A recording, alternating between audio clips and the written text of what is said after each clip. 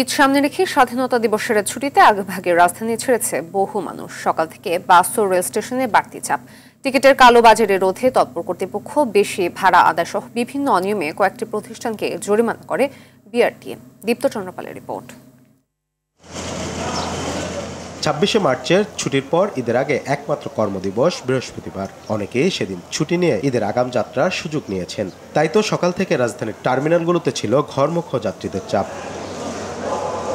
নির্ধারিত সময়ে পরিবার নিয়ে কমলাপুর ছেড়েছেন বিভিন্ন গন্তব্যের রেলের যাত্রীরা। সরকারি ছুটিটা বড় হওয়াতে অনেক ভালো হয়েছে। ছেলের বউ মেয়ে সবাইকে নিয়ে বাড়িতে যেতে খুবই ভালো লাগতেছে।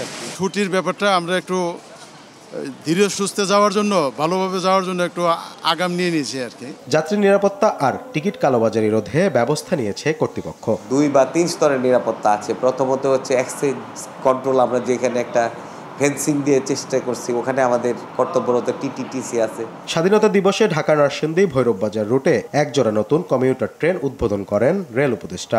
ঈদ যাত্রায় এ পথে যাত্রীদের যা স্বস্তি দেবে। দুর্নীতি যাতে কমে এবং অপচয় যাতে বন্ধ হয়, সেই জন্য আমরা কার্যকর ব্যবস্থা নিচ্ছি। রেলের কোনো কর্মকর্তা এটার সঙ্গে জড়িত, অনলাইনের জালিয়াতির সঙ্গে জড়িত, আমাদেরকে জানাবেন, আমরা তাৎক্ষণিকভাবে ব্যবস্থা নেব এবং এখন আমরা অলরেডি কয়েকজনের বিরুদ্ধে ব্যবস্থা নিচ্ছি। সড়কপথে যাত্রীদের ভোগান্তি রোধে মহাখালী বাস স্ট্যান্ড সহ কয়েকটি জায়গায় অভিযান চালায় বিআরটিএ।